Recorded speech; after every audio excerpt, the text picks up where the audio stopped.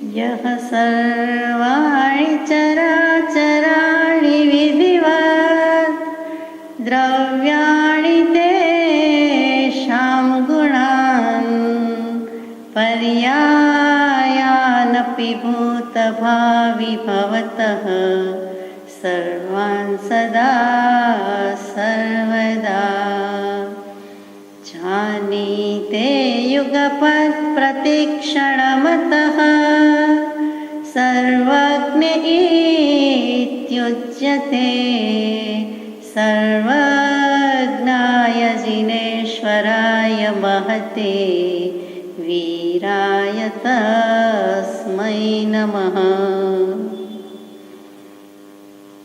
त्रैकाल्यं द्रव्यषट्कं नवपदरहितं जीवषट्कायलेश्यः पञ्चान्ये अस्तिकायः व्रतसमितिगति ज्ञानचारित्रभेदः इत्येतन्मोक्षमूलं त्रिभुवनमहीतं प्रोक्तमर्हद्भिरिषैः प्रत्येति श्रुद्धाति स्पृशति यः स पुमान् शुद्धदृष्टि।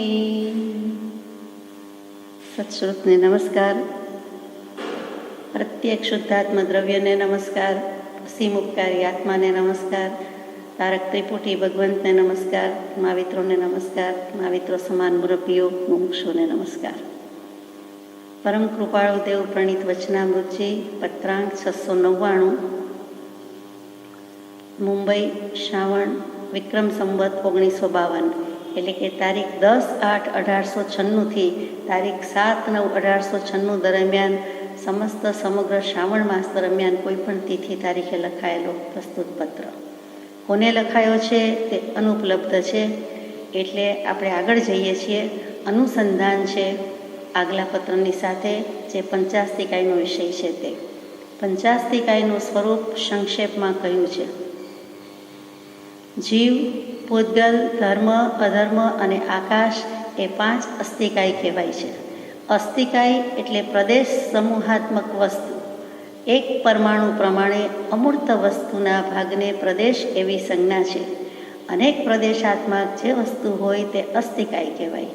એક જીવ અસંખ્યાત પ્રદેશ પ્રમાણ છે. પૂતગલ પરમાણુ જો કે એક પ્રદેશાત્મક છે, પણ 2 પરમાણુથી માંડીને અસંખ્યાત અનંત પરમાણુઓ એકત્ર થઈ શકે છે. એમ અરસપરસ મળવાની શક્તિ તેમાં રહેલી હોવાથી અનેક પ્રદેશાત્મકપણું તે પામી શકે છે, જેથી તે પણ અસ્તિકાય કહેવા યોગ્ય છે. આટલું આપણે યથાશક્તિ વિચારીએ કે આમ તો જે વાત આવી ગઈ છે તે જ છે કે જીવને પહેલું મૂક્યું છે, કેમ કે જેનો જોનાર, જાણનાર, કહેનાર કોણ છે તો કે જે ચેતનવંતો છે, ઉપયોગવંતો છે એ જીવ દ્રવ્ય છે, એટલે પહેલું મૂક્યું લાગે છે. પછી બીજું તો કે પૂતગલ, જેની સાથે એને અટમોસ્ટ કન્સર્ન છે, ડીલ કરવાનું છે, તે પૂતગલ, એટલે જીવ અને પૂતગલની બાજી જીતવાની છે. અને ધર્મ, અધર્મ, આકાશ એ છેલ્લે મૂક્યા, એટલે પછી મૂક્યા. એ 5 અસ્તિકાય કહેવાય છે. અસ્તિકાય આપણે વિચાર્યું હતું ગઈકાલે, અસ્તિત્વ, સ્વભાવ, જેમાં 3 વસ્તુ આવી ગઈ. તે કે જે સ્વરૂપ છે, જે તન્મયતા છે અને જે સત્તા છે, અને તેને આપણે અસ્થિ સ્વભાવ કહીએ છીએ. તે અસ્તિત્વ, હોવાપણું વગેરે. અને કાય એટલે પ્રદેશોનો સમૂહ. કાય જે શરીર સમાન છે તે, એટલે કે અનેક પ્રદેશોનો સમૂહ ભેગો થાય છે, એકથી વધારે પ્રદેશોનો સમૂહ ભેગો થાય છે, એ બહુ પ્રદેશાત્મક અથવા તો પ્રદેશ સમૂહાત્મક જે શબ્દ વાપરો તેનું નામ અસ્તિકાય છે. અને કાળને અસ્તિકાયમાં લેવાતો નથી, એ પણ વિચાર્યું. એનું અસ્તિત્વ સ્વીકાર્યું, એને કાય તરીકે મૂક્યું નથી, એ પણ આપણે વિચાર્યું હતું. તો જીવ એટલે કે જીવાસ્તિકાય એ તો ઘણી વખત વિચારણા કરી છે કે અનેક લક્ષણથી જીવ જુદો પડે છે. તે એ જીવના લક્ષણની વાત અત્યારે કહેતા નથી, કે ઉપયોગ લક્ષણ છે જેનું મુખ્ય, પછી અસંખ્યાત આત્મ પ્રદેશી દ્રવ્ય વગેરે વગેરે છે, તે જીવ દ્રવ્યની આપણને ખબર છે. જીવ કહેતા આત્મા. બીજું ધર્મ. તો ધર્મ એટલે રિલિજિયન શબ્દ નથી, ધર્મ દ્રવ્ય છે, ષટ દ્રવ્યાત્મક જગત છે. અને આ જે 6 દ્રવ્યમાં પહેલું મૂક્યું છે તે ધર્માસ્તિકાય પારિભાષિક શબ્દ છે. તે ધર્મ જે જીવને અને પૂતગલને ગતિ આપવામાં મદદ કરે છે, તેનું નામ ધર્માસ્તિકાય અને ધર્માસ્તિકાય દ્રવ્ય. તેને પણ પ્રદેશોનો સમૂહ બહુ પ્રકારે છે, એટલે તેને અસ્થિકાયમાં લીધું છે. અધર્માસ્થિકાય શું કરે છે તો કે સ્થિતિ આપવામાં મદદ કરે છે. કોને? જીવ અને પૂતગલ બંનેને સ્થિતિ આપવામાં મદદ કરે છે. એટલે પહેલું ગતિ હેતુત્વ, બીજું સ્થિતિ હેતુત્વ, એટલે ધર્માસ્થિકાય અધર્માસ્થિકાય. આકાશાસ્થિકાય શું છે તો કે સ્પેસ, કોઈ પણ દ્રવ્ય, એક દ્રવ્ય બીજા દ્રવ્યને અથવા કોઈ પણ પદાર્થને અવકાશ આપે છે, જગ્યા આપે છે, અવગાહના આપે છે, તેનું નામ આકાશાસ્થિકાય છે. પછી આપણે લોકાકાશ, અલોકાકાશ કહીએ છીએ. અહીંયા આકાશાસ્થિકાય રાખીએ અને તેના પણ અસંખ્યાત પ્રદેશ છે, આપણે જાણીએ છીએ. એટલે આ પ્રમાણે 5 દ્રવ્ય થયા અને 5 દ્રવ્ય તેને અસ્થિકાય કહેવાય છે. એ પંચાસ્થિકાય શાસ્ત્ર ગ્રંથ જે કુંદકુંદાચાર્ય ભગવંતે લખ્યો ગૂંથ્યો છે તે. તો આ 5 અસ્થિકાયનું જેમાં વિશદ નિરૂપણ કે વિવરણ છે તે ધર્માસ્થિકાય, અધર્માસ્થિકાય, આકાશાસ્થિકાય, પૂતગલાસ્થિકાય અને જીવ. આ કાળ દ્રવ્યને પણ લીધો છે, પરંતુ ગૌણપણે લીધું છે. દ્રવ્ય છે, મૂળ દ્રવ્ય ગણ્યું નથી, વ્યાવહારિક ઔપચારિક દ્રવ્ય ગણ્યું છે. છતાં ષટ દ્રવ્યાત્મક જગત એટલે દ્રવ્ય તરીકે તો સ્વીકાર કરેલો જ છે, એની પણ ના નથી, પણ અસ્થિકાય નથી. અને એ જે પત્રાંક 766માં પરમ કૃપાળુદેવે ભાષાંતર અનુવાદ આપ્યો છે ત્યારે આપણે સવિસ્તર બધું લઈશું. અસ્થિકાય એટલે પ્રદેશ સમૂહાત્મક વસ્તુ સમજાઈ ગયું. એક પરમાણુ અમૂર્ત વસ્તુના ભાગને પ્રદેશ એવી સંજ્ઞા છે, એને પ્રદેશ કહેવામાં આવે છે. પ્રદેશ એટલે પ્રાંત, સ્ટેટ, રિજિયન એ ભૂલી જવાનું છે, રાજ્ય બધું ભૂલી જવાનું છે.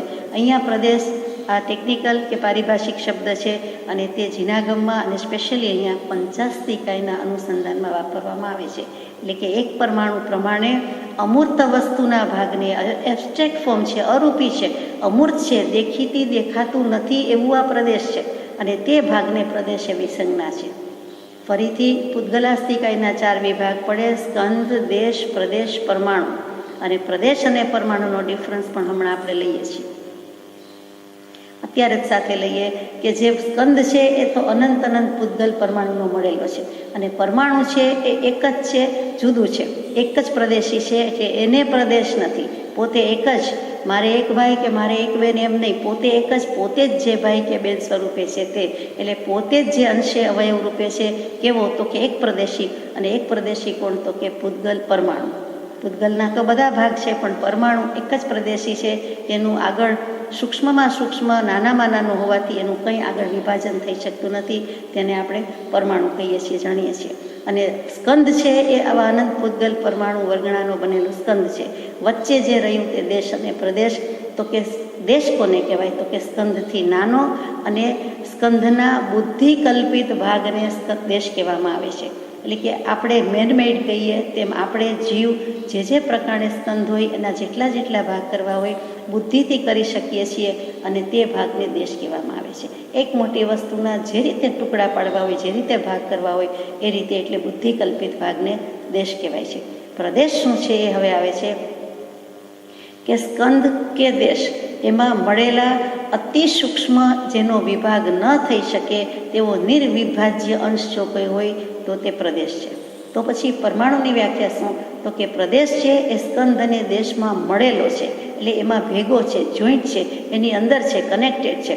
જ્યારે પરમાણુ સ્કંદ કે દેશથી અલગ થયેલો નિરઅંશ, નિરઅવયવ એવો જે ભાગ છે તેને પરમાણુ કહેવાય છે.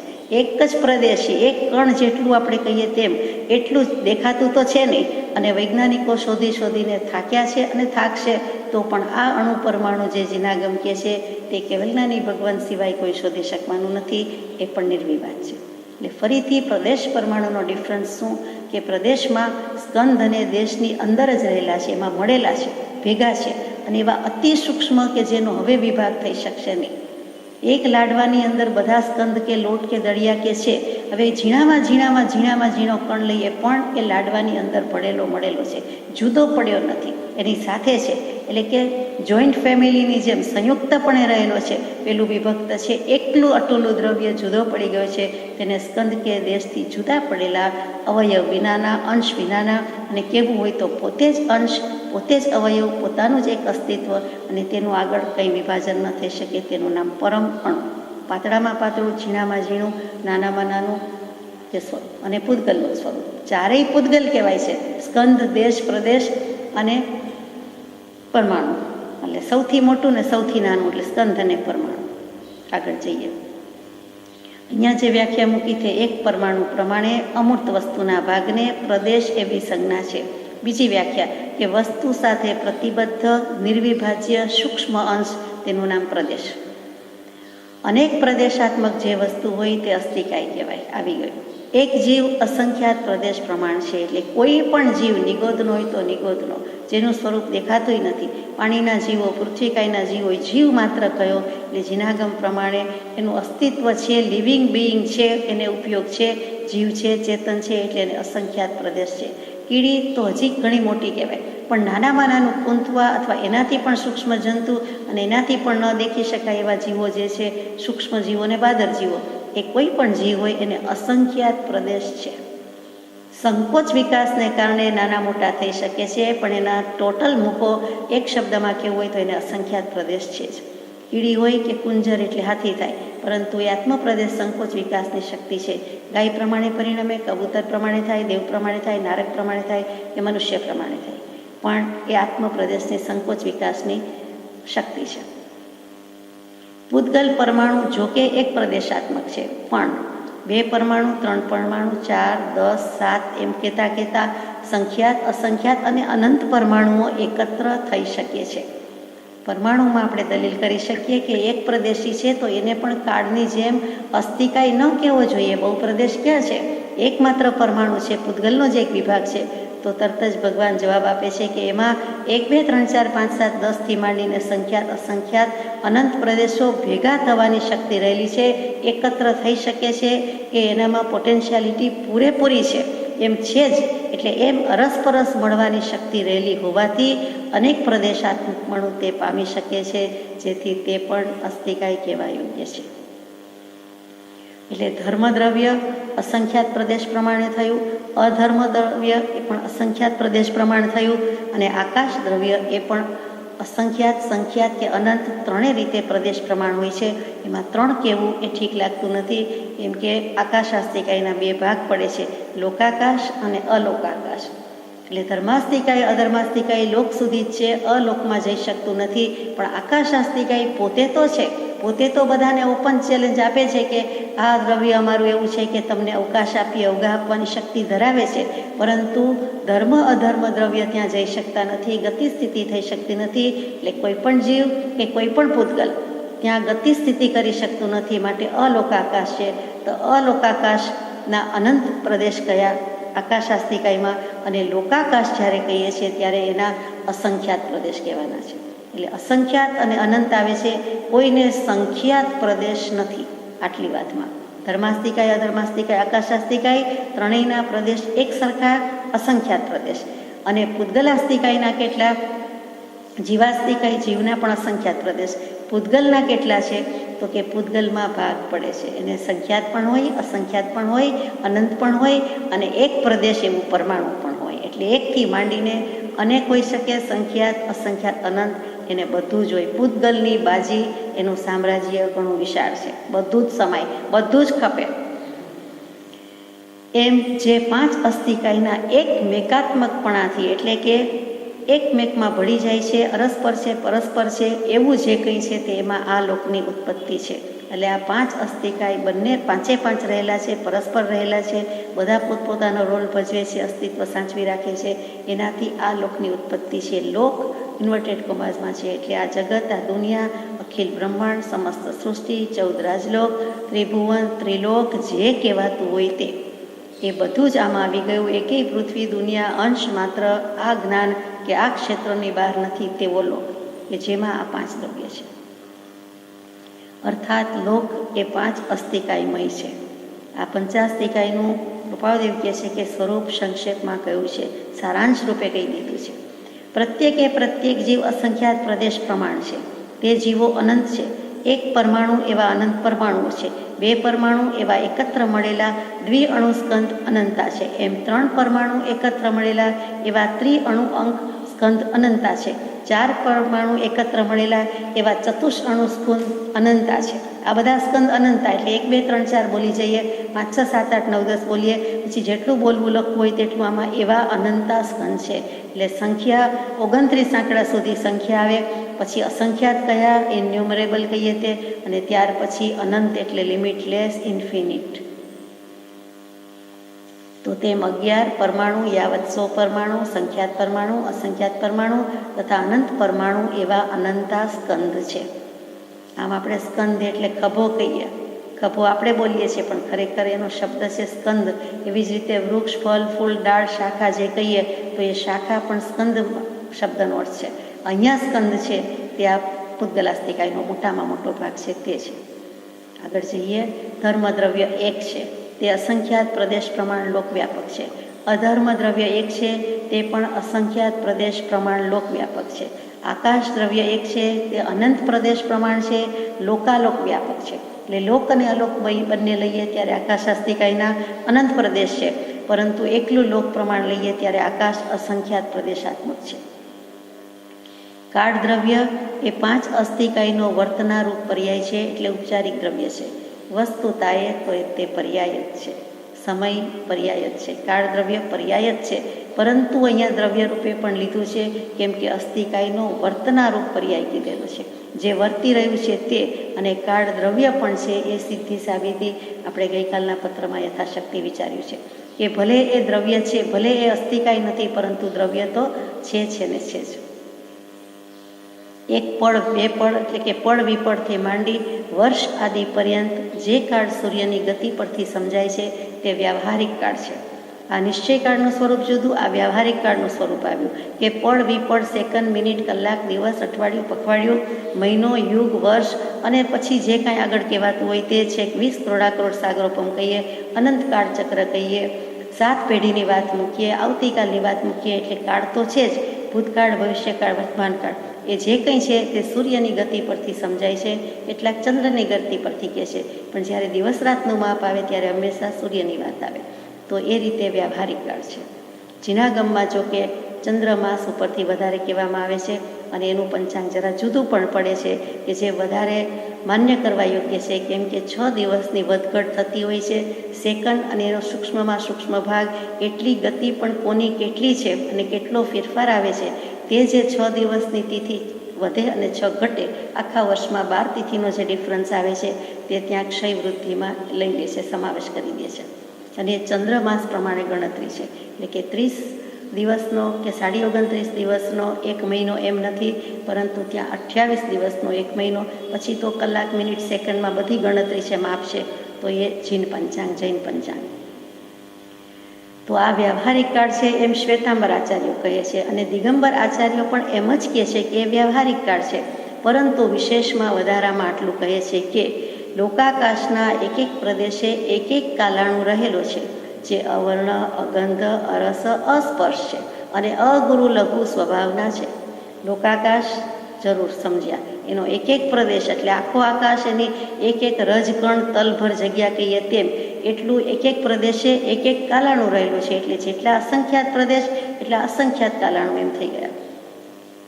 એક કાલ નામના અણુ છે એને પણ અવર્ણ, અગંધ, અરસ, અસ્પર્શ છે, એટલે કે પૂતગલાસ્તિકાયના લક્ષણ નથી.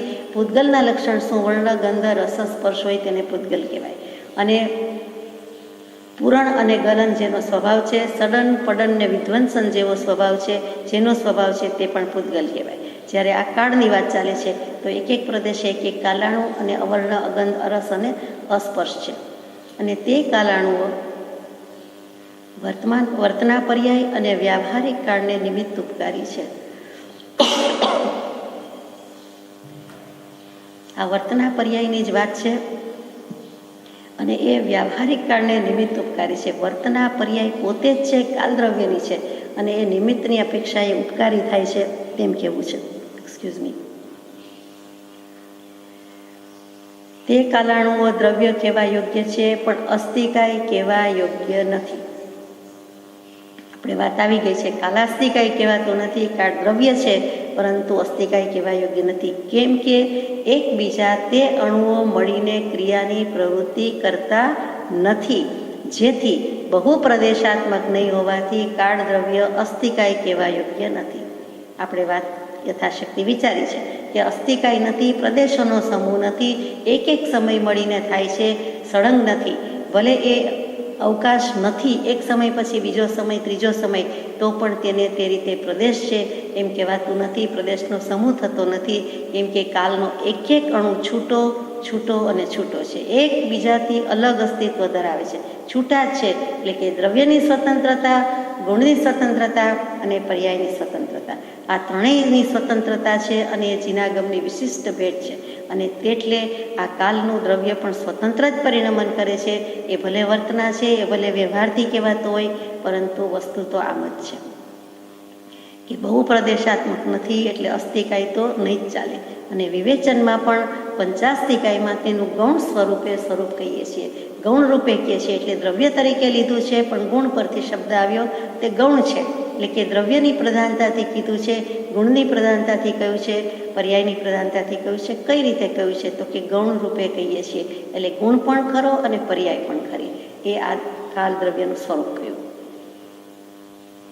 આકાશ અનંત પ્રદેશ પ્રમાણ છે, તેમાં અસંખ્યાત પ્રદેશ પ્રમાણમાં ધર્મ અધર્મ દ્રવ્ય વ્યાપક છે. ધર્મ અધર્મ દ્રવ્યનો એવો સ્વભાવ છે કે જીવ અને પૂતગલ તેની સહાયતાના નિમિત્તથી ગતિ અને સ્થિતિ કરી શકે છે. મને તો પ્રશ્ન થાય કે જીવ અને પૂતગલ બંનેની અનંત શક્તિ, અસીમ શક્તિ, સો એન્ડ સો ફોર્થ, તો પછી એને ગતિમાં કોઈ મદદ કરનારું જોઈએ? સ્વયં શક્તિ નથી, પોતે આત્માની અનંત શક્તિ છે, તો પોતે જ ચાલી શકે છે ને, પોતે જ કંઈ ક્રિયા કરે છે ને, પોતે જ સ્થિર રહી શકે છે ને, તો એમાં ધર્માસ્તિકાય અધર્માસ્તિકાય ન હોય તો ન ચાલે. પ્રશ્ન થાય કે આત્માની અને પૂતગલની બેયની શક્તિ છે, પાણી એની મેળે વહેતું જ હોય છે, તેમાં એને કોઈની જરૂર પડે? એવી જ રીતે જીવની કાંઈ પણ શક્તિ, આત્માની અનંતી શક્તિ, તો આપણને ગતિ સ્થિતિમાં કોઈ મદદ કરનાર જોઈએ, શું કામ? એનું કામ શું છે? તો કે એમ જ છે, જીવ અને પૂતગલની શક્તિ છે જ, પોતે પોતાની શક્તિથી જ ગતિ સ્થિતિ કરે છે, પરંતુ ધર્માસ્તિકાય અધર્માસ્તિકાય ન હોય તો ન કરી શકે. એટલે કે એમાં એ નિમિત્ત છે, ઉપકાર છે, કારણરૂપ છે, અપેક્ષા કારણ છે, માટે તેનો સ્વીકાર છે કે વસ્તુની સ્વરૂપ કે સ્થિતિ આમ જ છે, સ્વીકારવાનું છે. જીવ પૂતગલને ઉપાદાન ગણો, પણ નિમિત્ત જોઈએ તો નિમિત્તમાં ગતિ અને સ્થિતિ આપનારું, ગતિ હેતુત્વ સ્થિતિ હેતુત્વ આપનારું ધર્માસ્તિકાય અધર્માસ્તિકાય.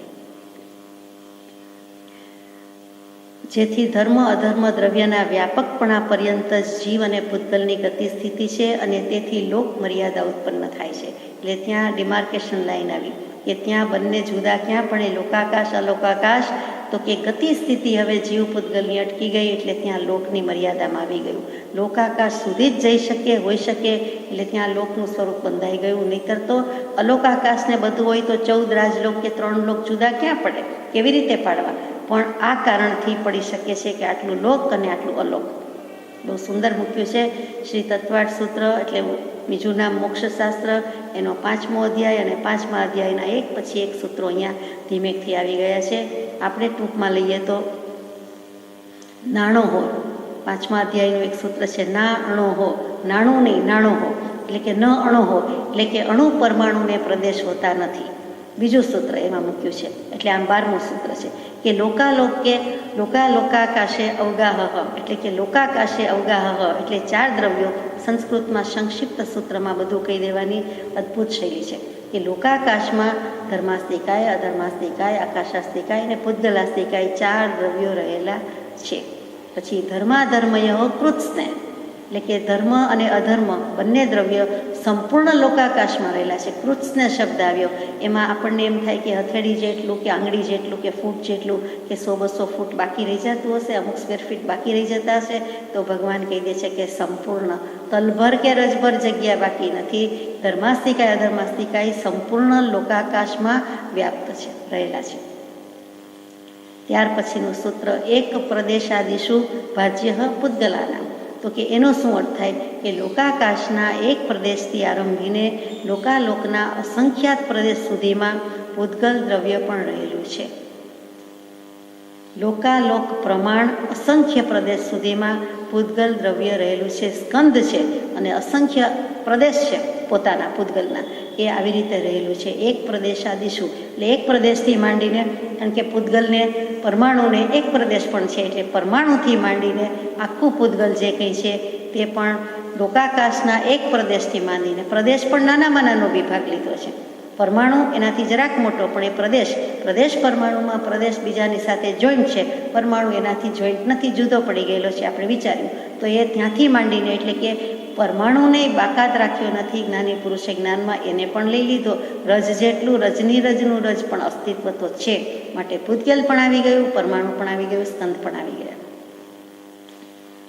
અને 15મું સૂત્ર છે અસંખ્ય એ ભાગાદિશુ જીવાના, એટલે કે લોકાકાશના અસંખ્યાત્મા ભાગમાં, સંપૂર્ણ લોકાકાશમાં જીવ દ્રવ્ય રહે છે. આપણને તરત થાય કે જીવની વાત આવી જ નહીં, તો કે જીવ પણ લોકમાં જ રહેલો છે, 14 લોકમાં છે, અલોકમાં કોઈ નથી, કાંઈ નથી. એકમાત્ર આકાશ આસ્તિકાય એ જ અલોકમાં છે, એટલે એને અલોકાકાશ કહીએ છીએ. એટલે સંપૂર્ણ લોકમાં જીવ દ્રવ્ય પણ રહેલું છે. પ્રદેશ, તો કે પ્રદેશ લોકાકાશના અસંખ્યાત્મા ભાગ પ્રમાણે, એટલે કે લોકના પ્રદેશ પણ અસંખ્યાત કહી દીધા. અહીંયા આકાશ આસ્તિકાયના અનંતા કયા હોવા છતાં અહીંયા આ અપેક્ષાએ આકાશના અનંત પ્રદેશ ભલે કીધા, અલોકની અપેક્ષાએ છે, અહીંયા લોકની વાત ચાલે છે. એટલે બધું જ અસંખ્યાત અસંખ્યાત અસંખ્યાત, અને અસંખ્યાત આત્મપ્રદેશીમાં કોઈ પૂતગલના અનંત પ્રદેશ છે, પરમાણુ છે, સ્કંદ છે, એ પણ રહી શકે છે. એક છે તે અનંત છે, અને અનંત છે તે અસંખ્યાત પ્રદેશમાં રહે છે. એ વળી બીજો મુદ્દો છે, એ પંચાસ્તિકાય વિશે વિચારીશું. અને આના અનુસંધાનમાં છેલ્લું સૂત્ર છે કે ગતિ સ્થિત્યુપગ્રહો ધર્માધર્મ ઉપકારક, એટલે કે ગતિ અને સ્થિતિ એમાં ઉપગ્રહ અને ઉપકાર કરે છે. એટલે શું? તો કે ધર્માસ્તિકાય અને અધર્માસ્તિકાય અનુક્રમે ગતિ ઉપગ્રહ અને સ્થિતિ ઉપગ્રહ કરે છે. ઉપગ્રહ એટલે કારણ અને ઉપકાર એટલે કાર્ય. શબ્દોથી ગભરાવા જેવું નથી. કારણ કાર્યનો સંબંધ છે, રીઝન રિઝલ્ટનો સંબંધ છે, તેવું ઉપગ્રહ અને ઉપકારનો સંબંધ છે. ઉપગ્રહ એટલે સેટેલાઇટ નહીં, અહીંયા ઉપગ્રહ એટલે કારણ. જેમ નિમિત્ત કારણ છે, અપેક્ષા કારણ છે, નિમિત્ત આપણી ભાષામાં, અને ઉપકાર એટલે કાર્ય. નિમિત્ત વિના કંઈ થતું ઉપજતું નથી, તે કાર્ય. એટલે નિમિત્ત માટે શબ્દ વાપર્યો ઉપગ્રહ, અને કાર્ય માટે વાપર્યો છે તે ઉપકાર. ઉપગ્રહ ઉપકાર, કારણ કાર્ય. અહીંયા આ પત્ર પૂરો થાય છે. છેલ્લું વચન છે કે જીવ અને પૂતગલ અને ધર્મ અધર્મ દ્રવ્ય પ્રમાણ આકાશ એ 5 જ્યાં વ્યાપક છે તે લોક કહેવાય છે. જ્યાંથી પત્રનો પ્રારંભ કર્યો ત્યાંથી કૃપાળદેવે પૂરું કર્યું કે લોકની વ્યાખ્યા શું છે. તો લોક પુરુષ સંસ્થાને કયો, એનો ભેદ તમે કંઈ લયો, એનું કારણ સમજ્યા કાંઈ, કે સમજાવ્યાની ચતુરાઈ. અને પછી મૂક્યું કે શરીર પરથી એ ઉપદેશ કે જ્ઞાન દર્શને એ ઉપદેશ. પેલું જ્ઞાન દર્શન મૂક્યું કે જ્ઞાન દર્શન એ ઉપદેશ છે. ભગવાનને લખવાનું પ્રયોજન જ્ઞાન દર્શન ગુણ છે, જ્ઞાન દર્શન ઉપયોગ છે, એટલે લોક પુરુષ આવો કયો છે. કે પછી શરીર પરથી કયું છે, એટલે કે એક શરીરના 12 અંગ, અને એવી રીતે આ આગમ પુરુષ 12 અંગ 14 રાજલોક વગેરે વગેરે છે. એ આપણે તે પદમાં વિચાર્યું હતું, અને અહીંયા આ પત્ર પૂરો થાય છે. આપણે એના પછીના પત્ર 700મો પત્ર, તે વિષયાંતર હોવાથી વિષય બદલી જતો હોવાથી આવતીકાલે લઈશું. અત્યારે આના અનુસંધાનમાં 701 નંબરનો પત્ર છે, તે શરૂ કરીએ. રાળજ શ્રાવણવદ 13, શનિ વિક્રમ સંવત 1952, તારીખ 5/9/1896. શ્રી રાળજ તીર્થથી લખાયેલો આ પ્રથમ પત્ર. એમ કહું તો ખોટું નહીં, કેમ કે જ્યારે જ્યારે સદબોધ થયો છે તે ઉપદેશ છાયા વગેરેમાં નોંધાયેલો છે, ગ્રંથાયેલો છે, પરંતુ પત્ર સ્વરૂપે જો રાળજથી કોઈને લખ્યો હોય, કોને તે અનુપલબ્ધ છે, તો કૃપાળદેવે આ કૃપા કરી છે. મુંબઈ મહામોહમયી મુંબઈ પર્યુષણ, અને લગભગ પર્યુષણ કરવા પધાર્યા હોય તેવું લાગે છે. શ્રાવણવદ 13, તો રાળજમાં નિવૃત્તિ ક્ષેત્રમાં કૃપાળદેવની સ્થિતિ છે, એટલે મહામોહમયીથી લખાયેલો પત્ર નથી, પરંતુ આ પત્ર રાળજ તીર્થથી લખાયો છે, જ્યાંથી ભક્તિ માર્ગ અને જ્ઞાન માર્ગની ધારા વહી છે. હે પ્રભુ યમ નિયમ જીનવર કહે છે જ્ઞાન તેને ભવ્ય જીવો સાંભળો, અને સર્વ ભવ્યો સાંભળો, અને જળ ભાવે જળ પરિણમે. આ 4 પદ ત્યાંથી લખાયા છે. એ જેવી તેવી વાત નથી. એ જળ ભાવે જળ પરિણમે પદની અંદર એક ગાથા આવે છે, તે એક સમય તે સૌ સમય ભેદ અવસ્થા જોઈ, હોય તેહનો નાશ નહીં, નહીં તેહ નહીં હોય. એક સમય તે સૌ સમય ભેદ અવસ્થા જોઈ. તે આ પંચાસ્તિકાયના લગભગ દરેક મુદ્દા કે પત્રમાં આપણને પ્રગટ થતું દેખાય છે. અમુક પદાર્થના જવા આવવાદીના પ્રસંગમાં ધર્માસ્તિકાયના અમુક પ્રદેશે ક્રિયા થાય છે, અને જો એ પ્રમાણે થાય તો વિભાગપણું થાય, જેથી તે પણ કાળના સમયની પેઠે અસ્તિકાય ન કહી શકાય. એ પ્રશ્નનું સમાધાન. એટલે કોઈકે પૂછાવ્યો છે પત્ર, પ્રશ્નો પૂછાવ્યો છે. પહેલાં જે પૂછાવ્યા હતા એ પણ 50 ટીકાઈના હતા, આ પણ 50 ટીકાઈના છે. વળી ઉપરી છે. ઘણું કરીને મોરબીના ક્ષમવંત ન્યાયાધીશ શ્રી દાશીભાઈ કુશળચંદભાઈ સંઘવી હોઈ શકે. બીજા પણ એક છે એ પણ હોઈ શકે. આ બે ભાઈઓમાંથી કોઈક હશે. આપણને જ્યાં સુધી સાબિતી રૂપે મળી શકે નહીં ત્યાં સુધી ચોક્કસપણે કહેવું ઠીક નથી. તો અમુક પદાર્થના જવાવાદીના પ્રસંગમાં ગતિ સ્થિતિમાં મદદ કરે છે. એટલે અહીંયા ધર્માસ્તિકાયની વાત લીધી. તો કે ધર્માસ્તિકાયના અસંખ્યાત પ્રદેશ છે, એમાંથી કેટલાક પ્રદેશમાં ક્રિયા થાય છે, જવાવામાં જે ક્રિયા થાય છે તે. તો એ પ્રમાણે થાય તો વિભાગ પણ થાય છે કે અમુક વખતે આપણે જઈએ, અમુક વખતે ન જઈએ, અમુક એંગલથી જઈએ, અમુક રીતે જઈએ, કોઈ પણ ક્રિયામાં એમાં ભાગ વિભાગ તો પડે છે. તો અહીંયા કૃપાળુદેવને પ્રશ્ન પૂછાવનારને પણ ધન્યવાદ છે. હિંમત પણ કરી છે અને વિચારણા પણ કરી છે. તો તે પણ કાળના સમયની પેઠે અસ્થિકાય ન કહી શકાય. કાળના અણુ છૂટા છે, કાળ દ્રવ્યને બહુ પ્રદેશિત પણ નથી. તો એવી જ રીતે ધર્માસ્તિકાયના પ્રદેશો છે, અસંખ્યાત ભલે હોય પણ અમુક પ્રદેશે ક્રિયા થાય છે અને અમુક પ્રદેશ કોરા રહે છે. તો સાકરમાં આપણે એક બાજુથી માનો કે ખાતા હોઈએ કે જ્યાંથી પણ સેજ ચાખ્યું તો આપણે કહી શકીએ ને કે બીજે બધેથી ક્યાં ચાખ્યું છે, પણ તો એ ચાખનાર ઉપર જાય છે, પણ એથી કાંઈ સિદ્ધાંત કે નિયમ બદલી જતો નથી. આ તો સ્થૂળ દૃષ્ટાંત છે સાકરનું. એવી રીતે ધર્માસ્તિકાયના અમુક પ્રદેશ ધંધે લાગે છે, એ પ્રવૃત્ત છે, એક્ટિવ છે, અમુક ન તરીએ તો એમાં કંઈ વાંધો આવતો નથી. અસંખ્યાત પ્રદેશી છે તો બધા સાથે જ છે, એટલે જોઈન્ટ જ કહેવાય. એટલે આ બાજુથી ક્રિયા કરે છે તો બીજા છેડાથી ક્રિયા નથી થતી એમ નહીં કહેવાય. આપણો હાથ ચાલે છે એટલે આપણું શરીર કે અંગ ચાલતું નથી એમ નહીં કહેવાય. એ હાથની જ ક્રિયા થઈ, પણ એ બધું જોઈન્ટ હોવાથી જેમ આખો દેહ કે પૂતગલ એ બધું જ ચાલ્યું કહેવાય, કે હલનચલન કર્યા કહેવાય, કે પરિસ્પંદન કે યોગની ક્રિયા થઈ કહેવાય. એમ માનવાની બદલે પ્રશ્ન ઉઠાવે છે કે જો ધર્માસ્તિકાયના અમુક પ્રદેશે જ ક્રિયા થાય છે અમુક પદાર્થના જવાવાદીના પ્રસંગમાં, જો એ પ્રમાણે થાય છે તો વિભાગ પણ થાય છે, એ પણ સાચું છે. તો પછી કાળની જેમ એને અસ્થિકાય કહી શકાય નહીં. હવે એ પ્રશ્નનું કૃપાળુદેવ સમાધાન કરે કે જેમ ધર્માસ્તિકાયના સર્વ પ્રદેશ એક સમયે વર્તમાન છે અર્થાત વિદ્યમાન છે, તેમ કાળના સર્વ સમય કંઈ એક સમયે વિદ્યમાન હોતા નથી. ધર્માસ્તિકાયના બધા જ પ્રદેશ છે એ એક સમયે, સમયની વાત આવી, એક પર્ટિક્યુલર કોઈ પણ એક સમયે બધા જ હયાતી ધરાવે છે, હાજરી છે, એમાં કોઈ ગેરહાજર નથી, ક્યારેય ગેરહાજર હોઈ શકે, રહી શકે નહીં. તો પ્રત્યેક સમયે બધા પ્રદેશો વિદ્યમાન છે, હયાત છે, એટલે તેને બહુ પ્રદેશીપણું છે ને છે, એટલે અસ્થિકાય કહેવાય. જ્યારે કાળમાં શું છે કે કાળમાં સર્વ સમય કાંઈ એક સમયે વિદ્યમાન હોઈ શકે નહીં, એ તો એક પછી એક સમય જ ચાલે છે. એટલે કે એક સમયનું કેટલું મહાત્મ્ય છે એ બતાવે છે. જેમ પરમાણુમાં બતાવ્યું તેમ અહીંયા સમયની વાત આવી કે એક સમય, બીજો સમય, ત્રીજો સમય થાય છે. એક સાથે કોઈ એક વર્ષ, એક મહિનો, એક બે સમય પણ જીવી શકતું નથી, એટલે હોઈ શકતું જ નથી. તો કાળના સર્વ સમય એક સમયે વિદ્યમાન હોતા નથી. અને વળી દ્રવ્યના વર્તના પર્યાય સિવાય કાળનું કંઈ જુદું દ્રવ્યત્વ નથી. આ ટાઈમ ફેક્ટરનું બીજું જ કાંઈ કામ નથી. આ બધા દ્રવ્યોને પરિણામ આવે છે, એટલે સમય નોંધ રાખે છે એની ના નથી, પરંતુ એ સિવાય એનું બીજું કાંઈ જ કામ નથી, રોલ નથી, ફંક્શન નથી, એક્ટિવિટી નથી. તો એનું કાંઈ દ્રવ્યત્વ જુદું છે જ નહીં. માત્ર આટલું જ છે કે તેના અસ્થિકાયનો સંભવ થાય, એનું આટલું જ કામ છે. અને એમાં એક સમયનું જ મહત્ત્વ છે, એક સમય જ હોય છે, એટલે બીજું કાંઈ કહેવા પણ નથી. અમુક પ્રદેશે ધર્માસ્તિકાય આદિને વિશે ક્રિયા થાય અને અમુક પ્રદેશે ન થાય, તેથી કાંઈ તેના અસ્થિકાયપણાનો ભંગ થતો નથી. કૃપાળુદેવ કહે સાકરનો કટકો લીધો હોય ને એક બાજુથી કાપ્યો, મૂક્યો, ભાંગ્યો, તોડ્યો કે ચાખ્યો, તો તેથી કાંઈ બીજા ગાંગડાનું મહત્ત્વ જતું રહેતું નથી, એનું અસ્તિત્વ જતું રહેતું નથી, એ તો છે જ.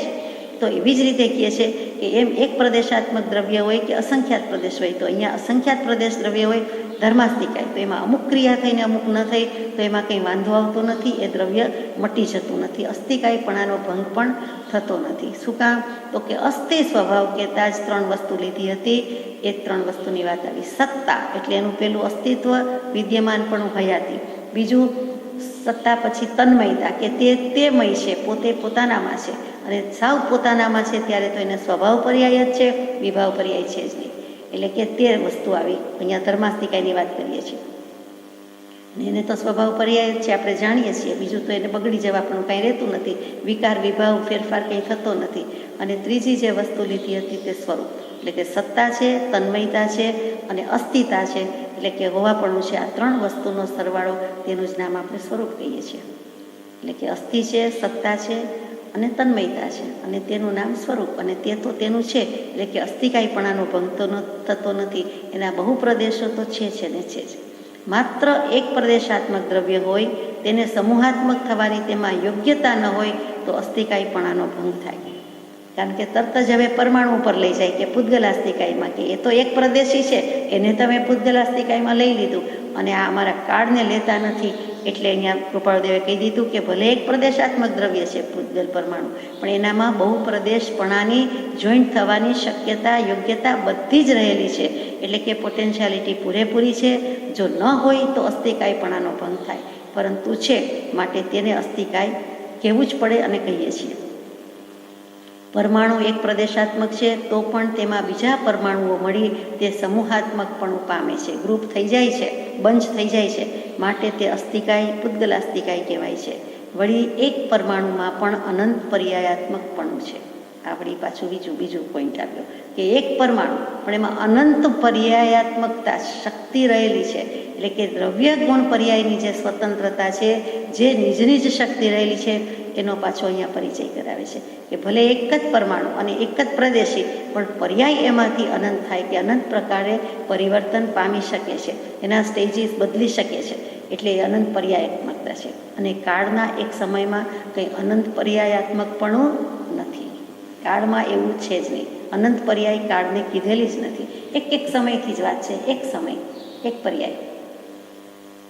એટલે એ તો વર્તમાન એક પર્યાય રૂપ જ છે, અને એક પર્યાય રૂપ હોવાથી તે કાળ દ્રવ્ય રૂપ ઠરતું નથી. તો પછી અસ્થિકાય રૂપ ગણવાનો વિકલ્પ પણ સંભવતો નથી. અને છતાં આપણે સમયને દ્રવ્ય લીધું છે, પણ મૂળ દ્રવ્યમાં લીધું નથી, ઉપચારથી, વ્યવહારથી કહ્યું છે. એટલે ષટ દ્રવ્યાત્મક જગત તો લખાય બોલાય જ અને એમ જ સ્વીકાર છે, પરંતુ 5 સ્વભાવથી છે, ધર્માસ્થિકાય વગેરે, અને છઠ્ઠું કાળ છે એ તો 5ને પરિણામ આવે છે, માટે તેને ઉપચારથી, વ્યવહારથી કહ્યું છે. તો અસ્થિકાયને તો રદિયો આપી દીધો કૃપાળુદેવે કે એ ગણવાનો તો વિકલ્પ પણ સંભવતો નથી. આ 701 નંબરના પત્રમાં 5 મુદ્દા છે. એમાં પહેલો બોલ પૂરો થયો. હવે બીજો મુદ્દો છે. મૂળ અપકાયિક જીવોનું સ્વરૂપ ઘણું સૂક્ષ્મ હોવાથી વિશેષપણે સામાન્ય જ્ઞાને તેનો બોધ થવો કઠણ છે. તો પણ ષટદર્શન સમુચ્ચય ગ્રંથ હાલ પ્રસિદ્ધિ થયો છે, તેમાં પાન નંબર 141થી 143 સુધીમાં તેનું સ્વરૂપ કંઈક સમજાવ્યું છે. તે વિચારવાનું બને તો વિચારશો. મૂળ અપકાયિક જીવો: પૃથ્વીકાય, અપકાય, તેવકાય, વાવકાય, વનસ્પતિકાય, ત્રસકાય. આ 6 કાય કહેવાય. કાય એટલે શરીર, અને શરીર જેવું પ્રદેશોનો સમૂહ. હમણાં જ વાત થઈ તો આપણને દેખીતી રીતે થાય કે આ પૃથ્વીકાય સ્થિર પડ્યું છે, એમાં શું જીવ છે? પથ્થરમાં જીવ કહેવાય? કેવી રીતે કહેવાય? ક્યાં સુધી હોય? એ પૃથ્વીકાયના જીવોની વાત છે. અત્રે પૂછાવ્યું છે એટલે કૃપાળુદેવે જવાબ આપ્યો છે, તેમાં અપકાયિક જીવોની વાત લીધી છે. એટલે માત્ર આપણે અપકાયિક જીવોની વાત લઈશું. અપ એટલે સંસ્કૃતમાં પાણી, તોય એટલે પાણી, અપ એટલે પાણી, નીર એટલે પાણી, જલ એટલે પાણી, વારી એટલે પાણી, વગેરે વગેરે. એટલે આ બધા શબ્દો એક જ, તો પાણીના જીવો. તો અપકાયમાં શું છે? પાણી જ જેનો આત્મા છે અને પાણી જ જેનું શરીર છે, તેનું નામ અપકાય. પૃથ્વીમાં શું? પૃથ્વી જ જેનું શરીર છે, ધરતી કહીએ છીએ તે, કોઈ પણ સ્વરૂપે, અને એ જ એનો જીવ છે. એટલે કે બે જુદા નથી. દેહ અને આત્મા બંને જુદા છે, પણ બંનેનું નામ એક જ છે. એટલે કે અપકાય કહેતા અપકાય પાણી, અને અપકાયનો જીવ પાણીનો જીવ, પાણીનું શરીર ને પાણીનો જીવ, એ યાદ રાખવા જેવું છે. તો એનું સ્વરૂપ તો કે મૂળ અપકાયિક જીવો, એનું સ્વરૂપ ઘણું સૂક્ષ્મ છે. દરેક વસ્તુમાં સૂક્ષ્મ અને બાદર એમ 2 વિભાગ પડે. એટલે સૂક્ષ્મ એટલે એવા સૂક્ષ્મ કે હણ્યા હણાય નહીં, માર્યા મળે નહીં, બાળ્યા બળે નહીં, દેખ્યા દેખાય નહીં, અને છતાં પણ એનો નાશ થતો હોય, કેમ કે જીવ છે, આત્મા છે. એટલે કે આત્મા રૂપે નાશ થતો નથી, પણ તે પર્યાયમાંથી તો રૂપાંતર પામે છે, ચવે છે, મરણ તો થાય છે, એમ જેમ બીજા જીવનું થાય છે તેમ. તો એ અપકાયના જીવો. એટલે એ અપકાયના જીવોનું ઘણું સૂક્ષ્મ છે. તો સૂક્ષ્મ જીવો દેખાતા નથી, પણ પાણી રૂપે જે દેખાય છે તે બાદર પાણી, કે પાણી રૂપે તો દેખાય છે. વળી કોઈ માઇક્રોસ્કોપમાં એમાં 36,450 જીવ તો હાલતા ચાલતા એક પાણીની અંદર, ભલે એ મશીનની મદદથી પણ જોયેલા છે. અને એ પણ આપણા બચપણની વાત, એટલે ઓછામાં ઓછા 60 વર્ષ પહેલાં, 50 વર્ષ પહેલાં એ શોધ થઈ ગયેલી હતી અને બહાર પડી ગઈ હતી. એટલે કે ત્યારે કૃપાળુદેવના વખતની વાત હજી નથી કરતી, પણ ત્યાર પછી એક પાણીના એક બિંદુમાં 36,450 વૈજ્ઞાનિકે જીવતા જાગતા જોયા અને એનું ચિત્ર ચાર્ટ રૂપે ઘણી જગ્યાએ જોવા મળે છે. એટલે કે એટલા જીવો રહેલા જ છે, દેખાય નહીં એટલે આપણે માનતા નથી, મનાતું નથી. જો દેખાતું હોત, એક ઈયળ કે કીડીની જેમ સળવળ થતું હોય તો તરત આપણને થાય કે હો આમાં જીવ છે, આમાં લાઈફ છે, એ દેખાતું નથી. વૈજ્ઞાનિકોએ પણ સ્વીકાર્યું છે, જીના ગમે તો અનંતકાળથી સ્વીકાર્યું છે. એટલું જ નહીં, અપકાઈના જીવો 17 પ્રકારના પાણી છે, 17 પ્રકારના જીવ છે. પછી ઝાકળનું પાણી ને કરાનું પાણી ને બરફનું પાણી ને ઠંડુ પાણી ને ગરમ પાણી ને એમ બધું. પછી નદી, તળાવ, સરોવરનું એ જુદું ન પડે, પણ આવી રીતે 17 પ્રકારે મૂકેલું છે. બહુ વિચારવા જેવું છે. વાદળમાં રહેલા પાણી, વરસતું પાણી, એમ બધું જ લઈ લીધું છે.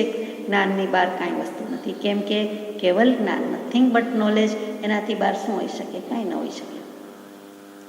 તો આપણે એ સ્વરૂપ વિચારવાનું છે.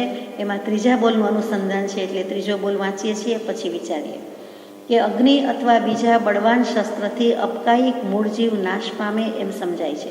એટલે કે કોઈ એક જીવ બીજા જીવને હણતું નથી. એટલે કે જે સૂક્ષ્મ જીવ છે એની વ્યાખ્યા જે છે કે દેખ્યા દેખાય નહીં અને છતાં પણ બાળ્યા બળે નહીં, હણ્યા હણાય નહીં, માર્યા મરે નહીં. એટલે આપણે હવામાં હાથ વીંજીએ તો પણ કેટલાક જીવો ન જ મરે અને કેટલાક મરે જ છે, એટલે હિંસા થાય છે. આપણને ખબર નથી, કેવલી ભગવંતને ખબર છે. તો સૂક્ષ્મ અને બાદર, એટલે સૂક્ષ્મ જીવોની આપણને ખબર નથી, પણ બાદર જીવ તો મરે જ છે, દેખાય છે. સૂક્ષ્મ પણ મરે છે, પણ કેટલાક સૂક્ષ્મ જીવો અથવા મોટાભાગના સૂક્ષ્મ જીવો તો કે એની વ્યાખ્યામાં જ આવ્યું કે એ કોઈથી મરતું નથી. પોતાનું આયુષ્ય પૂરું થાય ત્યારે જ એનો દેહ ત્યાગ થાય છે.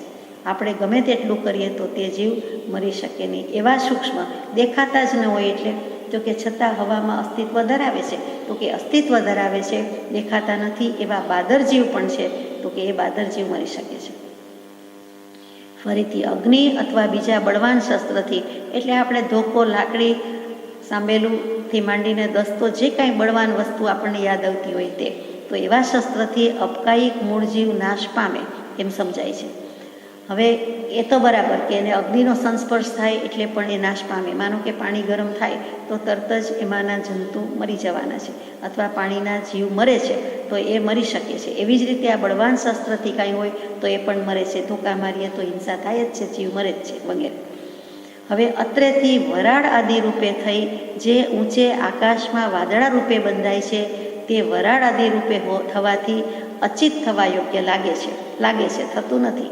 વરાળ રૂપે થાય છે. અહીંથી આપણને સમુદ્રમાંથી કે પાણીમાંથી આપણે જાણીએ છીએ કે વરાળ થાય છે. એ વરાળ કેટલાકને દેખાય પણ છે, અમુક સમયે દેખાય, આપણે જોઈ પણ હશે.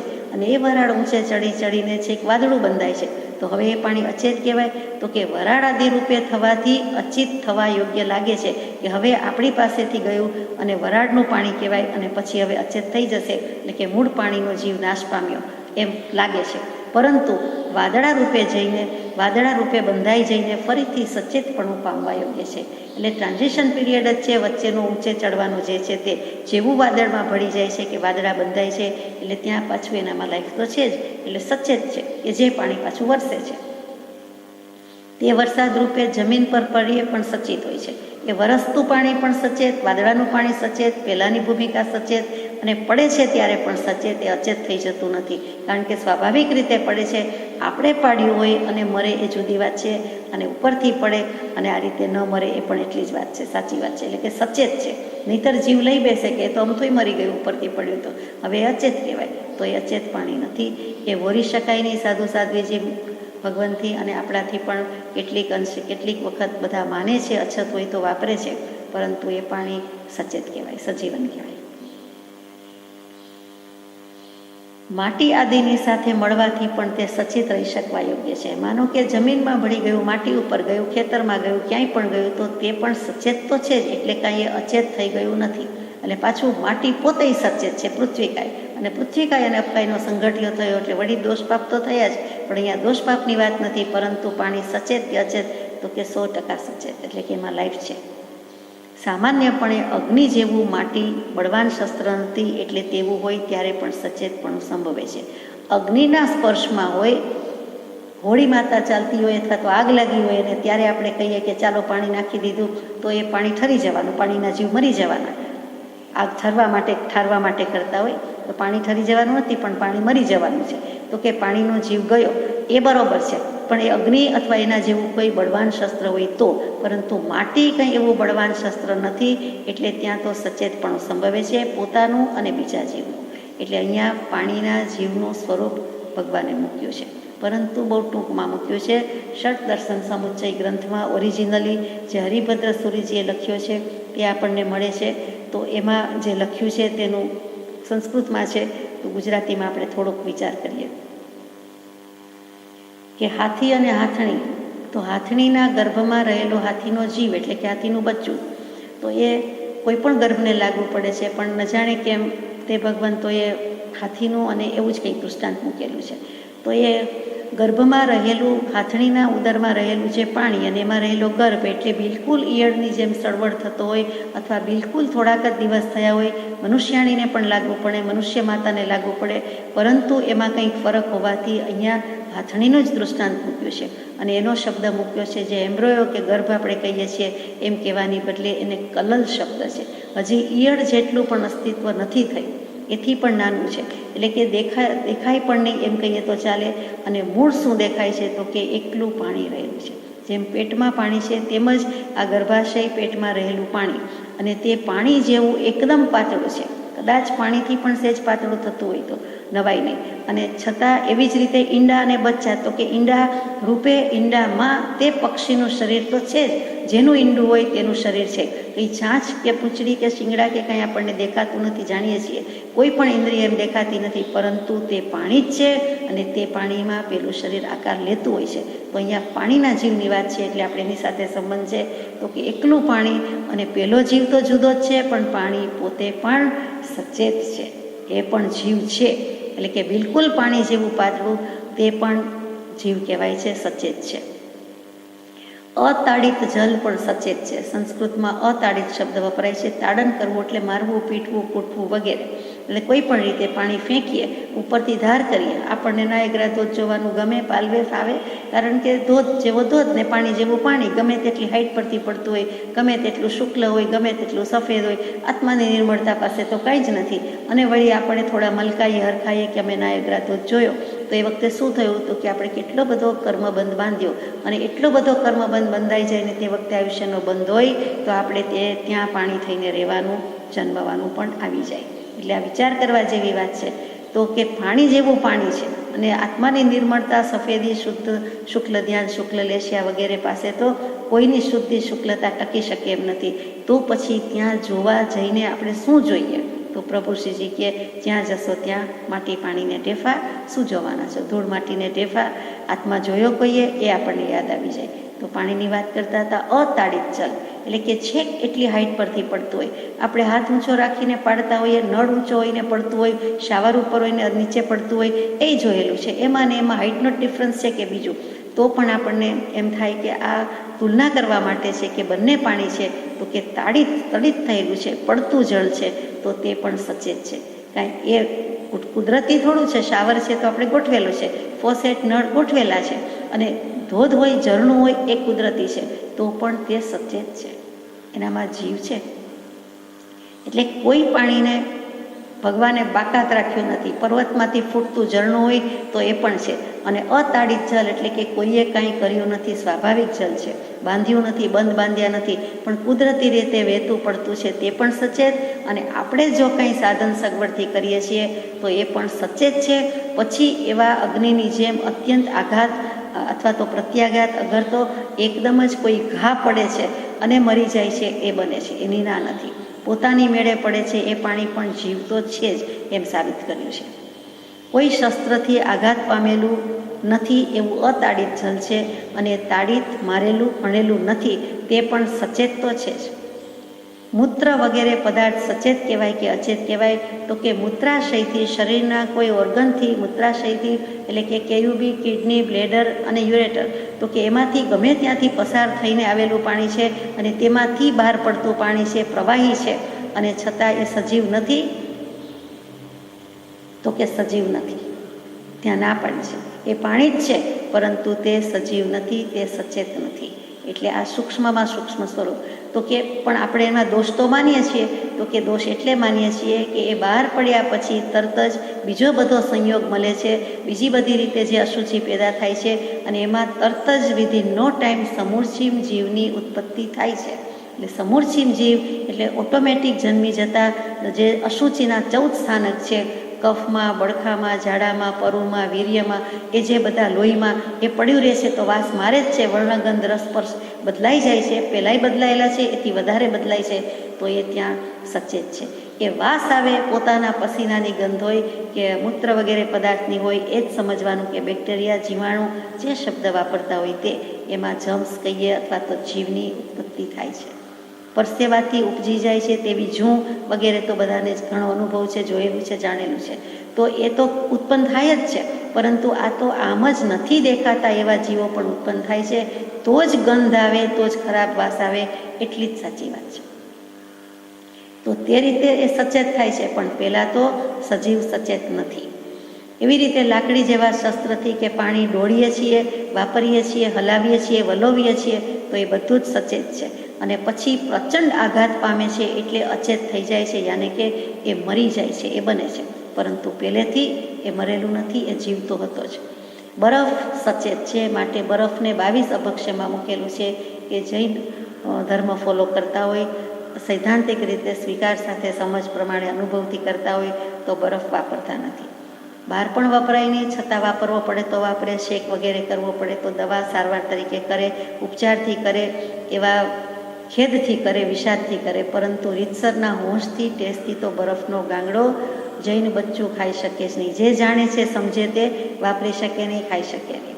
તો પછી કોઈ જ્યુસમાં, છાશમાં અથવા તો કોઈ પણ પદાર્થને ઠંડો કરવા માટે શેરડીના રસથી માંડીને બધું જ એમાં બરફ નાખે, નખાવે અને વાપરે નહીં. આપણે સમજી શકીએ છીએ. અશુદ્ધ પાણી છે અને એ અશુદ્ધ પાણીને જમાવવામાં આવે છે, ઠારવામાં આવે છે, એટલે જે પાણીનો લાડવો કહીએ, જંતુનો લાડવો થઈ જાય છે. તો કોઈ જંતુ જીવડાને આમ દબાવીને લાડવો કરે તો કોઈ વાપરવાનું છે? જીવતા જાગતા જંતુ હોય એને મારીને એવો લાડવો બનાવીને કોઈ ખાઈ શકે કે ચીક્કી બનાવીને ખાઈ શકે? ન વાપરી શકે. તો એ જ વસ્તુ બરફને લાગુ પડે છે તો કોઈ ન વાપરી શકે. સાચી વાત છે. જમીનમાંથી નીકળતું પાણી એ પણ સચેત છે. વાવ, કૂવા, તલાવ, તલાવડી બધું જ પૃથ્વીને ખોદતા સ્વાભાવિક રીતે નીકળે છે અને તે જીવ છે, તે સચેત છે. એ તો બિચારું પડ્યું તું શાંત એમ નહીં, એ સચેત જ છે. વાદળમાંથી વરસતું પાણી પણ સચેત છે. વાદળો ભેગા થઈ જતા તેમાંથી કેટલીક વખત માછલીના વરસાદ થાય છે. માછલી ક્યાંથી આવી? કોઈ પશુ પંખી પ્રાણી ઉપર નથી. અને ચકાસવામાં આવે તો આપણે કહેવું જ પડે, જીનાગમ પાસે જવાબ છે કે આ કોઈ કાગડો આવ્યો નથી કે કોઈ ઉપર પશુ પંખી પ્રાણી આવ્યું નથી કે જે માછલીનો આહાર કરતું હોય ને લાવ્યું હોય. બાકી એ લોકો બગલા વગેરેના ચાંચમાં હોય, ઉપર બેઠા હોય, પસાર થતા હોય તો આપણને થાય કે તે લાવ્યા. આ તો વાદળમાંથી જ જેમ પાણી વરસે છે તેમ માછલા વરસતા હોય છે. અને ઘણી વખત તો સતત 7-7 દિવસ સુધી કોઈ એક જગ્યાએ માછલાનો વરસાદ થયો હોય, ખાસ કરીને ભારત સિવાય, તો એ તો નોંધાયેલા દાખલા છે છેલ્લા 100-200 વર્ષની અંદર, સાલ સાથે વગેરે સાથે. એટલે કે આ માછલીનો વરસાદ જીનાગમમાં તો વાત છે જ કે આવે છે. તો એ પણ સચેત છે. માછલી તો સચેત છે જ, પણ વાદળમાંથી વરસતું પાણી પણ એના માછલીની જેમ જ સચેત છે. જે માછલી સચેત છે, જીવ તો જીવ છે, દેખાય છે એટલે માનીએ છીએ, ભલે નાની હોય, સિલ્વર ફિશ હોય છે એવડી હોય પણ હોય ખરી. પાણી વિના વાદળના વિકારથી ઉત્પન્ન થઈને વરસે છે, તેથી સચેત છે. પાણી પણ વાદળના વિકારથી ઉત્પન્ન થઈને વરસે છે, એટલે કે શુદ્ધ સ્વભાવ પર્યાય મૂકી દીધી, વાદળનો સંયોગ એમાંથી નીપજતું પાણી અને પછી વરસે છે, તો તેને પણ સચેત કહેવામાં આવ્યું છે. બીજી એક ખાસ અગત્યની વાત કે શિયાળાની કડકડતી ખૂબ ઠંડીમાં, જે હમણાં એમાંથી પસાર થયા, નાની વાવડી કે નાની તલાવડીમાં પાણી હોય અને એ પાણી જો જોવામાં આવે, નજીક જઈને સ્પર્શવામાં આવે તો થોડુંક ગરમ હોય. એ વોર્મ ઇનફ તો હોય જ, લિટલ બીટ પણ વોર્મ હોય, સહેજ પણ સતપ જેને કહીએ એમ, નવસેકું કહીએ એમ થોડુંક ગરમ હોય. એ તળાવમાં એથી વધુ ગરમ, એટલે કે તલાવડીમાંથી આગળ ગયા તો તલાવમાં મોટામાં જેટલું મોટામાં ગયા એનાથી સહેજ વધારે ગરમ હોય, અને એથી મોટો એરિયા એટલે કે નદીમાં ગયા તો સૌથી વધારે ગરમ હોય. એટલે ઉકળતું ન હોય, પણ આ ત્રણની અપેક્ષાએ થોડુંક ગરમ, સહેજ જ નવસેકું, સહેજ વધારે અને એનાથી વધારે આ પ્રમાણે હોય છે. આપને કદાચ અનુભવ પણ હશે. પાણીનો સ્વભાવ તો ઠંડો જ છે, તો જીવ હોવાના નિમિત્તે આ ગરમી કે ઉષ્ણતા પણ ઉપજે છે. બીજું કોઈ કારણ નથી. સૂર્યનો તાપ પણ નથી આવ્યો અને કડકડતી ઠંડી છે, આખી રાત ઠંડી રહી છે, તો પણ એ પાણીમાં આ જે વોર્મથ આવ્યું એ ક્યાંથી આવ્યું? તો કે એ ઉષ્માપણું, એ પાણી અપકાઈ સચેત છે, અપકાઈ જીવત છે, એ જીવની પોતાની ગરમી છે. જેમ ઘણા માણસો બેઠા હોય એક હોલમાં અને તે દિવસે વધારે ગરમી થાય અને 1, 2, 5, 10 બેઠા હોય ત્યારે ઓછી ગરમી થાય, તો એ શું છે? તો આપણે કહીએ છીએ કે બોડી હીટ પણ લાગે ને. ભલે બીજા સાધન હોય તો પણ આપણે કહીએ છીએ. તેવી જ રીતે એ જીવની આત્માની પોતાની પોતે છે તો બોડીની હીટ છે, નિશ્ચેતનમાં તો હોતી નથી. તો એ આ પ્રમાણે સમજાય છે કે સચેત છે. અને એવી જ રીતે શિયાળાની વહેલી સવારે પ્રાતઃકાળ નદી અને એના પણ વેસ્ટ બાઉન્ડ પશ્ચિમ તરફ આપણે જો જઈએ, એટલે કે પશ્ચિમ કિનારો જે હોય ત્યાં જઈએ, તો ત્યાં પણ જેમ ચૂલા ગેસ ઉપર કે ગમે ત્યાં મૂક્યું હોય ને પાણી ઉકળતું હોય, ઉબલતું હોય, એમાં જે વરાળ થતી હોય એવી વરાળ એ પાણીમાંથી નીકળતી દેખાય. એ ગરમ તો હોય પણ ગરમ કરતાં પાણીમાંથી વરાળ દેખાય. અરે નદીના પશ્ચિમ કિનારા સુધી જવાની જરૂર ન પડે, આપણું મોઢું ખોલીએ અને શ્વાસોચ્છ્વાસ લેતા મૂકતા હોય તો પણ ખબર પડે છે કે આ ગરમ વરાળ આવી ક્યાંથી, કયા પાણીના ભાગથી આવી અને શું કામ આવી? તો કે જીવત્વ છે. જીવને પણ 5 શરીર છે, એમાં આ તેજસ શરીરની બોલબાલા છે. તેજસ શરીર એક્ટિવેટ થાય છે એટલા માટે આ પ્રમાણે બને છે. તો પાણીને પણ તેજસ શરીર છે. પાણી જીવ છે, પાણી આત્મા છે, અને એક શરીર રહેલું છે તે તેજસ શરીર છે. આપણને તો છે જ, આપણને આહાર પચાવવાનું કામ એ તેજસ શરીર કરે છે. કેટલાકની દીપ્તિ કાંતિ વધારે લાગે છે તો એનું તેજસ શરીર પાવરફુલ છે. આભા લાગે છે, તેજ લાગે છે, તેજ લાગે, નૂર લાગે, ચકચકતું કપાળ લાગે, બધું શું છે? તો કે તેલથી લાગે એમ નહીં, પરંતુ તેજસ શરીરથી લાગે છે. એવી જ રીતે કોઈ સજીવ છે કે નિર્જીવ, દેહ ત્યાગ થઈ ગયો કે દેહ છે, એના માટે જે માથા પર હાથ મૂકે છે, ઘી મૂકે છે. હાથથી તો ખબર પડે ઠંડુ ગરમ, પણ ઘી મૂકે એટલે તરત ખબર પડી જાય કે આ ઓગળતું નથી. જો એમાં જીવત્વ હોય તો ઘી ઓગળ્યા વિના રહે જ નહીં. ગમે તેવું ઘી હોય, સહેજ ઓગળવા માંડે, પેલું ઓગળે જ નહીં, એમ ન રહીએ. કેમ કે દેહમાં ચેતન નથી, હવે દેહ નિશ્ચેતન છે. આ પણ એક સાબિતી છે. તો અહીંયા સાબિત થાય છે કે પાણીમાં પણ જીવ છે. અને 36,405 તો જીવતા હાલતા ચાલતા અધર દેન વોટર, પાણી સિવાયની કાયા કે જીવ થયા. પહેલાં તો પાણી પોતે જ આત્મા અને પાણી પોતે જ કાયા, પોતે જ આત્મા અને પોતે જ શરીર. એનું નામ પાણી. બાકી તો દેહ આત્મા જુદા જ હોય, આપણે જાણીએ છીએ, પરંતુ એનું નામ અપકાયના જીવ અને અપકાય એટલે પાણી જેનું શરીર છે. આગળ જઈએ. ચોથો મુદ્દો છે, બીજ જ્યાં સુધી વાવવાની યોગ્યતાવાળું છે ત્યાં સુધી નિર્જીવ હોય નહીં, સજીવ જ કહી શકાય. અમુક અવધિ પછી એટલે સામાન્યપણે બીજ અન્ન આદિના 3 વર્ષ સુધી સજીવ રહી શકે છે. તેથી વચ્ચે તેમાંથી જીવ ચવી જાય ખરો, પણ તે અવધિ વીત્યા પછી તે નિર્જીવ એટલે નિર્બીજ થવું યોગ્ય કહ્યું છે. કદાપી બીજ જેવો તેનો આકાર હોય તો પણ તે વાવવાથી ઉગવાની યોગ્યતા રહિત છે, થાય છે. સર્વે બીજની અવધિ 3 વર્ષની સંભવતી નથી, કેટલાક બીજની સંભવે છે. અનાજ વગેરે, ઘઉં, ચોખા, ચણા, મગ જે કયો તે, એ બધા 3 વર્ષ સુધી સચેત કહેવાય. આપણને એમ થાય કે આપણા ઘરે આવ્યા એટલે એમાં જીવ નથી, એમ નહીં, એમાં જીવ છે. અને આપણે જીવ જ વાપરી રહ્યા છીએ, ખાઈ રહ્યા છીએ, અને આપણને દોષ પણ લાગે છે. અને આપણે એમાં સારું નરસું કરીએ તો વધારે દોષ લાગે છે. પરંતુ ઇટ ઇઝ ધેર, દોષ છે જ, પાપ છે જ. તો એ 3 વર્ષ સુધી કોઈ પણ અનાજમાં વધુમાં વધુ બી રહી શકે, એટલે કે સચેત પણ હોઈ શકે. કોઈ 1 વર્ષે જતા રહીએ, કોઈ 1.25, કોઈ 1.5, કોઈ 1.25, કોઈ 3, પણ 3 વર્ષ સુધી શક્યતા રહેલી છે. 3 વર્ષની પહેલાં પણ જીવ ચવી જાય ખરો, એટલે ચ્યવન એટલે મરણ, એટલે કે એમાંથી જીવ જતો રહ્યો હોય, એની મેળે જ પડ્યો જતો રહ્યો હોય, એટલે ત્યાર પછી એ નિર્જીવ કે નિર્બીજ થવા યોગ્ય કહ્યું છે. એટલે કે વાવો તો ફરી ઉગે નહીં, એટલે એની યોગ્યતા નથી. પરંતુ બધા જ 3 વર્ષ જીવે એવું નથી, કેટલાક હોય, કેટલાક નહીં. વધુમાં વધુ 3 વર્ષની વાત છે. અને 5મો છેલ્લો બોલ છે કે ફ્રેન્ચ વિદ્વાને શોધેલા યંત્રની વિગતનું વર્તમાન એટલે કે ન્યૂઝ કટિંગ તમે છાપામાંથી, મેગેઝિનમાંથી બીડ્યું તે વાંચ્યું છે. તેમાં આત્મા જોવાનું યંત્ર તેનું નામ આપ્યું છે. તે યથાર્થ નથી. ચોખ્ખી જ વાત કે એ ખોટું છે, સાચું નથી. એવા કોઈ પણ પ્રકારના દર્શનની વ્યાખ્યામાં આત્માનો સમાવેશ થવા યોગ્ય નથી. આત્મા અરૂપી છે, ભલે કથનચિત રૂપી, કથનચિત અરૂપી. કેવલ જ્ઞાન થાય તેને આત્માના પ્રદેશો દેખાય, બાકી આત્મા દેખાય નહીં. તો પછી મશીનથી પણ દેખાય નહીં. તમે પણ તેને આત્મા જોવાનું યંત્ર સમજ્યા નથી, એમ જાણીએ છીએ. એમ કહી દીધું પૂછાવનારને કે તમે માની બેઠા હો તો ખોટી વાત છે. એટલે આવી રીતે લખ્યું કે તમે સમજ્યા નથી એમાં અમે જાણીએ છીએ, આપને તો ખબર જ હોય એમ. તથાપિ કાર્મણ કે તેજસ શરીર દેખાવા યોગ્ય છે કે કંઈ બીજો ભાસ થવા યોગ્ય છે તે જાણવાની જિજ્ઞાસા જણાય છે. તમારી જિજ્ઞાસા એ છે કે તેજસ કાર્મણ શરીર તો દેખાતું હશે ને, આમ દેખાય નહીં આત્મા તો કે કાર્મણ કે તેજસ શરીર પણ તે રીતે દેખાવા યોગ્ય નથી. પણ જે દેખાય છે તે શું છે? ચક્ષુ, પ્રકાશ, તે યંત્ર, મરનારનો દેહ અને તેની છાયા કે કોઈ આભાસ વિશેષથી તેવો દેખાવ થવો સંભવે છે. એટલે કે જળ વસ્તુ છે, પૂતગલ છે, પૂતગલના કેટલાક પ્રકાર છે. અંધારું, અજવાળું એ પણ પૂતગલનો પ્રકાર છે. પ્રતિબિંબ પડે છે એ પણ પૂતગલનો પ્રકાર છે. તો એ તમને એવું કંઈક લાગે છે, બાકી આત્મા દેખાય નહીં. તે યંત્ર વિશે વધારે વ્યાખ્યા પ્રસિદ્ધિમાં આવીએ. પૂર્વાપર આ વાત જાણવામાં ઘણું કરીને આવશે. હવે વધારે શોધ બહાર પડશે તો આપણને વધારે વાત ખબર પડશે.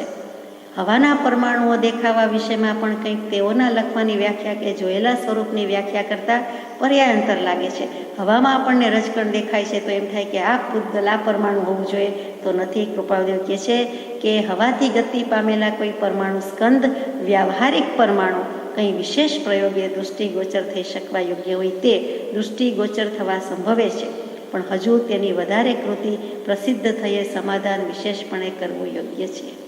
એટલે કે સ્કંદ દેખાય છે, પરમાણુ દેખાઈ શકતો નથી.